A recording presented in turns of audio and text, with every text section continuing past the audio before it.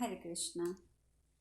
भगवान कृष्ण बोलते हैं, यदि तुम शांति धारण करना ही ठीक समझते हो तो बताओ संजय, युद्ध में प्रवृत्त होने से राजाओं के धर्म का ठीक ठाक पालन होता है या युद्ध छोड़कर भाग जाने से?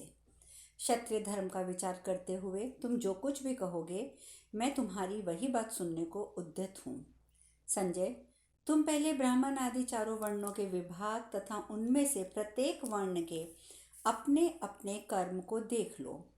फिर पांडवों के वर्तमान कर्म पर दृष्टिपात करो।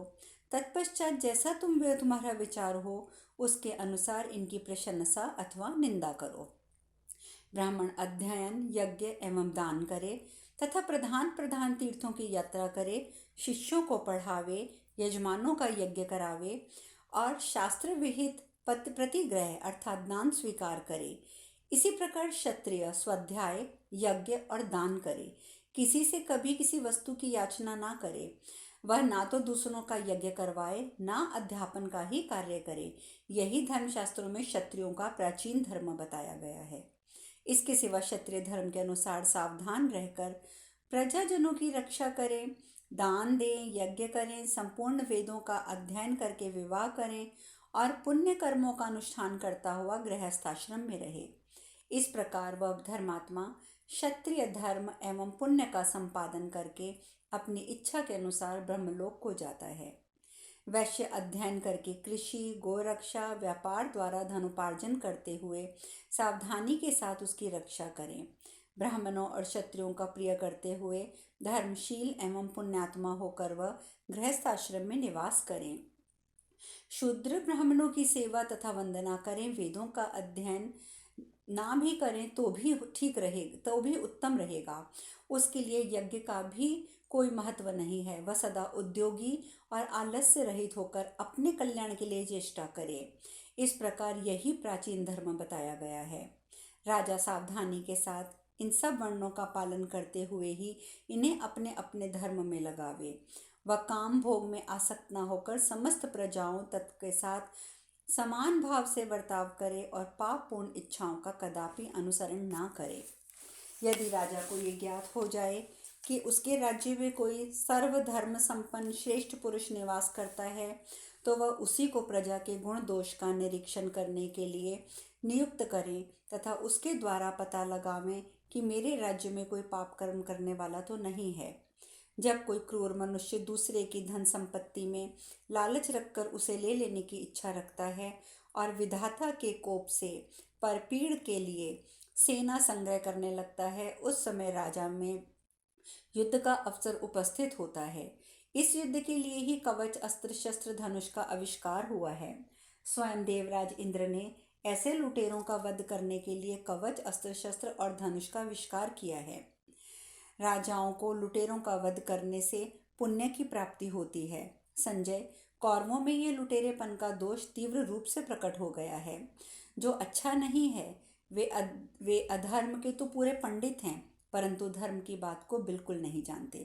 राजा धृतराष्ट्र अपने पुत्रों के साथ मिलकर सहसा पांडवों के धर्मतः प्राप्त उनके पैतृक राज्य का अपहरण करने को उतारू हो गए हैं।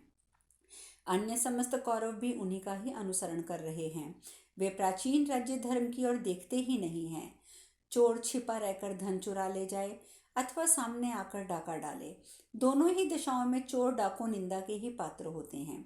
संजय, तुम ही कहो, धृतराष्ट्र पुत्र दुर्योधन और उन चोर डाकुओं में क्या अंतर है? दुर्योधन क्रोध के वशीभूत हो उसके अनुसार चलने वाला है। वह लोभ से राज्य को ले लेना चाहता है। इसे वह धर्म मान रहा है, परंतु वह तो पांडवों का भाग है जो कौरवों के यहाँ धरोहर के रूप में रखा गया है। संजय, हमारे उस भाग को हमसे शत्रुता रखने वाले कौरव कैसे ले सकते हैं? सूत, इस राज्य भाग की प्राप्ति के लिए युद्ध करते हुए हम लोगों का वध हो जाए तो भी हमारे लिए स्पृहणीय ही है। बाप दादाओं का राज्य पराये राज्यों की अपेक्षा श्रेष्ठ है। संजय, तुम राजाओं की मंडली में राजाओं के इन प्राचीन धर्मों का कौरवों के समक्ष वर्णन करना। दुर्योधन ने जिन्हें युद्ध के लिए बुलाया है वे मूर्ख राजा बल के मद से मोहित होकर मौत के फंदे में फंस गए हैं। संजय, भरी सभा में कौरवों ने जो अत्यंत पापपूर्ण कर्म किया था, उनके इस दुराचार पर दृष्टि तो डालो। पांडवों की प्यारी पत्नी यशस्विनी द्रौपदी, जो शील और सदाचार से संपन्न है, रजस्वला अवस्था में सभा के भीतर लाई जा रही थी, परंतु भीष्म आदि प्रधान कौरवों ने भी उसकी ओर उपेक्षा से देखा। यदि बालक से लेकर बूढ़े तक सभी कौरव उस समय दुशासन को रोक देते, तो राजा धृतराष्ट्र मेरा अत्यंत प्रिय कार्य करते और उनके पुत्रों का भी प्रिय मनोरथ सिद्ध हो जाता। दुशासन मर्यादा के विपरीत द्रौपदी को सभा के भीतर श्वसिर जनों के समक्ष घसीट कर ले आया। द्रौपदी वहां आकर कातर भाव से चारों ओर करुण दृष्टि डालती रही, परंतु उसने वहां विदुर जी के सिवा किसी को अपना रक्षक नहीं पाया। उस समय सभा में बहुत से भूपाल एकत्रित थे, परंतु अपनी कायरता के कारण वे उस अन्याय का प्रतिवाद न कर सके। एकमात्र विदुर जी ने अपना धर्म समझकर मंद बुद्धि दुर्योधन के से धर्म अनुकूल वचन कहकर उससे अन्याय का विरोध किया। संजय, द्यूत सभा में जो अन्याय हुआ था, उसे भुलाकर तुम पांडु नंदन युधिष्ठिर को धर्म का उपदेश देना चाहते हो। द्रौपदी ने उस दिन सभा में जाकर अत्यंत दुष्कर और पवित्र कार्य किया कि उसने पांडवों और अपने को महान संकट से बचा लिया। ठीक उसी तरह जैसे नौका समुद्र की अगाध जलराशि में डूबने से बच जाती है। उस सभा में कृष्णा श्वसुर जनों के समीप खड़ी थी, तो भी सूत पुत्र कर्ण ने उसे अपमानित करते हुए कहा था, याज्ञसेनी, अब तेरे लिए कोई दूसरी गति नहीं है, तू दासी बनकर दुर्योधन के महल में चली जा। पांडव जुए में तुझे हार चुके हैं, अतः अब वे तेरे पति नहीं रहे। भाविनी, अब तू दूसरे का पति वरण कर ले। कर्ण के मुख से निकला हुआ वह अत्यंत घोर कटुवचन रूपी बाण मर्म चोट पहुंचाने वाला था। वह कान के रास्ते से भीतर जाकर हड्डियों को छेदता हुआ अर्जुन के हृदय में धंस गया। तीखी कसक पैदा करने वाला वह बाण आज भी अर्जुन के हृदय में गड़ा हुआ है और इनके कलेजे को साल रहा है। जिस समय पांडव वन में जाने के लिए कृष्ण मृग चर्म धारण करना चाहते थे, उस समय दुशासन ने उनके प्रति कितनी कड़वी बातें कही थी। ये सब के सब हिजड़े अब नष्ट हो गए, चिरकाल के लिए नरक के गर्त में गिर गए हैं। गांधार राज शकुनी ने द्रुत क्रीड़ा के समय कुंती नंदन युधिष्ठिर से शठता पूर्वक ये बात कही थी कि अब तुम अपने छोटे भाइयों को हार गए हो, अब तुम्हारे पास क्या है, इसलिए इस समय तुम द्रुपद नंदनी कृष्णा को दांव पर लगाकर जुआ खेलो। संजय, कहाँ तक गिनाऊं? जुए के समय जितने और जैसे निंदनीय वचन कहे गए थे, वो सब तो तुम्हें ज्ञात होने चाहिए। तथापि इस बिगड़े हुए कार्य को बनाने के लिए मैं स्वयं हस्तिनापुर चलना चाहता हूँ। यदि पांडवों का स्वार्थ नष्ट किए बिना मैं कौरवों के साथ उनकी संधि कराने में सफल हो सका, तो मेरे द्वारा ये पवित्र और महान अभ्युदय का कार्य संपन्न हो जाएगा और कौरव भी मौत के फंदे से छूट जाएंगे। मैं वहां जाकर शुक्र नीति के अनुसार धर्म और अर्थ से युक्त ऐसी बातें कहूँगा जो हिंसा वृत्ति को दबाने वाली होंगी। क्या धृतराष्ट्र के पुत्र मेरी उन बातों पर विचार करेंगे? क्या गौरवगण अपने सामने उपस्थित होने पर मेरा सम्मान करेंगे? संजय, यदि ऐसा नहीं हुआ, कौरवों ने इसके विपरीत भाव दिखाया, तो समझ लो कि रथ पर बैठे हुए अर्जुन और युद्ध के लिए कवच धारण करके तैयार हुए भीमसेन के द्वारा पराजित होकर धृतराष्ट्र के सभी पापात्मा पुत्र अपने ही कर्म दोष से दग्ध हो जाएंगे। द्यूत के समय जब पांडव हार गए थे, तब दुर्योधन ने उनके प्रति बड़ी भयानक और कड़वी बातें कही थी। अतः सदा सावधान रहने वाले भीमसेन युद्ध के समय गदा हाथ में लेकर दुर्योधन को उन बातों की याद अवश्य दिलाएंगे।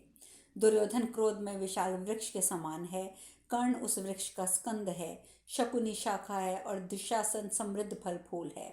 अज्ञानी राजा धृतराष्ट्र ही इसकी मूल जड़ है। युधिष्ठिर धर्ममय विशाल वृक्ष है, अर्जुन उस वृक्ष के स्कंद, भीमसेन शाखा, माद्री नंदन नकुल सहदेव इसके समृद्ध फल पुष्प हैं। मैं वेद और ब्राह्मण ही उस वृक्ष के मूल हैं। संजय, पुत्रों सहित राजा धृतराष्ट्र एक वन है और पांडव उस वन में निवास करने वाले व्याघ्र हैं। सिंहों से रक्षित वन नष्ट नहीं होता एवं वन में रहकर सुरक्षित सिंह नष्ट नहीं होता। उस वन का उच्छेद ना करो। क्योंकि वन से बाहर निकला हुआ व्याघ्र मारा जाता है और बिना व्याघ्र के वन को सब लोग आसानी से काट लेते हैं। अतः व्याघ्र वन की रक्षा करे और वन व्याघ्र की। संजय, धृतराष्ट्र के पुत्र लताओं के समान हैं और पांडव शाल वृक्षों के समान। कोई भी लता किसी महान वृक्ष का आश्रय लिए बिना कभी नहीं बढ़ती। अतः पांडवों का आश्रय लेकर ही धृतराष्ट्र के पुत्र बढ़ सकते हैं। शत्रुओं का दमन करने वाले कुंती पुत्र धृतराष्ट्र की सेवा करने के लिए ही उद्यत हैं और युद्ध के लिए भी। अब राजा धृतराष्ट्र का जो कर्तव्य हो उसका वे पालन करें। विद्वान संजय, धर्म का आचरण करने वाले महात्मा पांडव शांति के लिए भी तैयार हैं और युद्ध करने के लिए भी समर्थ हैं। अतः इन दोनों अवस्थाओं को समझकर तुम राजा धृतराष्ट्र से यथार्थ बातें कहना। इस प्रकार श्री महाभारत उद्योग पर्व के अंतर्गत श्री कृष्ण वाक्य संबंधी 29वां अध्याय पूर्ण हुआ। संजय बोला, नरदेव पांडुनंदन, आपका कल्याण हो। अब मैं आपसे विदा लेता और हस्तिनापुर को जाता हूँ। कहीं ऐसा तो नहीं हुआ कि मैंने मानसिक आवेग के कारण वाणी द्वारा ऐसी कोई बात कह दी हो जिससे आपको कष्ट हुआ हो। भगवान श्री कृष्ण, भीमसेन, अर्जुन, नकुल, सहदेव, सात्यकी तथा चेकितान से भी मैं आज्ञा लेकर जा रहा हूँ। आप लोगों को सुख और कल्याण की प्राप्ति हो। राजाओं, आप मेरी ओर से स्नेहपूर्ण दृष्टि रखें। युधिष्ठिर महाराज बोले, संजय, मैं जाने की तुम्हें अनुमति देता हूँ। तुम्हारा कल्याण हो। तुम कभी हम लोगों का अनिष्ट चिंतन नहीं करते हो, इसलिए कौरव तथा हम लोग सभी तुम्हें शुभचित्त एवं मध्यस्थ सदस्य ही समझते हैं। संजय, तुम विश्वसनीय दूत हो और हमारे भी प्रिय हो। तुम्हारी बातें कल्याणकारिणी होती हैं। तुम शीलवान और संतोषी हो। तुम्हारी बुद्धि कभी मोहित नहीं होती और कटु वचन सुनकर भी तुम कभी क्रोध नहीं करते हो। सूत, तुम्हारे मुख से ऐसी कोई बात नहीं निकली जो कड़वी होने के कारण हमें कष्ट पहुंचाए। तुम नीरस और अप्रासंगिक बात भी कभी नहीं बोलते। हम अच्छी तरह जानते हैं कि तुम्हारा ये कथन धर्म अनुकूल होने के कारण मनोहर, अर्थयुक्त और हिंसा के भाव से रहित है। संजय, तुम हमारे अत्यंत प्रिय हो। दूसरे विदुर जी के समान तुम यहाँ दूत बनकर आए हो। पहले भी तुमने हमसे बार बार मिलते रहे हो और धनंजय की तो तुम अपने आत्मा के समान प्रिय सखा रहे हो। संजय, यहाँ से तुम शीघ्र ही जो आदर और सम्मान के योग्य है उन विशुद्ध शक्तिशाली ब्रह्मचार्य पालन पूर्वक वेदों के स्वाध्याय में संलग्न कुलीन एवं सर्व धर्म संपन्न ब्राह्मणों को हमारी ओर से प्रणाम कहना। तात संजय, राजा धृतराष्ट्र के पुरोहित आचार्य उनके ऋत्विजों से भी तुम हमारा कुशल समाचार पूछते हुए मिलना। तदंतर शांत भाव से उन्हीं की और मन की वृत्तियों को एकाग्र करके हाथ जोड़कर मेरे कहने से उन सबको प्रणाम का निवेदन करना। तात, जो अश्रोत्रिय वृद्ध पुरुष मनस्वी और शील और बल से संपन्न हैं एवं हस्तिनापुर में निवास करते हैं, जो यथाशक्ति कुछ धर्म का आचरण करते हुए हम लोगों के प्रति शुभ कामना रखते हैं और बारंबार हमें याद करते हैं, उन सब से हम लोगों का कुशल समाचार निवेदन करना। तत्पश्चात उनके स्थान का, स्वास्थ्य का समाचार पूछना। जो कौरव राज्य में व्यापार से जीविका चलाते हैं, पशुओं का पालन करते हुए निवास करते हैं और जो खेती करके सब लोगों का भरण पोषण करते हैं, उन सब वैश्यों का भी कुशल समाचार पूछना। जिन्होंने वेद की शिक्षा प्राप्त करने के लिए पहले ब्रह्मचर्य का पालन किया है, तत्पश्चात मंत्र, उपचार, प्रयोग और संहार, इन चार पदों से युक्त अस्त्र विद्या की शिक्षा प्राप्त की है, वे सबके प्रिय, नितिज्ञ, विनयी तथा सदा प्रसन्नचित रहने वाले आचार्य द्रोण भी हमारे अभिवादन के योग्य हैं। उन्हें भी हमारा प्रणाम कहना। जो गंधर्व कुमार के समान वेगशाली हैं, उन आचार्य पुत्र अश्वत्थामा का भी कुशल समाचार पूछना। तदंतर आत्मवेत्ताओं में श्रेष्ठ महारथी कृपाचार्य के घर जाकर बारंबार मेरा नाम लेते हुए उनके दोनों चरणों को स्पर्श करना। जिनमें वीरत्व, दया, तपस्या, बुद्धि, शील, शास्त्र ज्ञान, सत्व और धैर्य आदि सद्गुण विद्यमान हैं, उन कुरुश्रेष्ठ पितामह भीष्म के दोनों चरण पकड़कर मेरा प्रणाम निवेदन करना। जो कौरव गणों के नेता अनेक शस्त्रों के ज्ञाता, बड़े बूढ़ों के सेवक और बुद्धिमान हैं। वृद्ध नरेश प्रज्ञा चक्षु, धृतराष्ट्र को मेरा प्रणाम निवेदन करना और बताना कि मैं निरोग और सकुशल हूँ। तात संजय, जो धृतराष्ट्र का ज्येष्ठ पुत्र मंद बुद्धि, मूर्ख, शठ और पापाचारी है तथा जिसकी निंदा सारी पृथ्वी पर फैल रही है, उस दुर्योधन से भी मेरी ओर से कुशल मंगल पूछ लेना।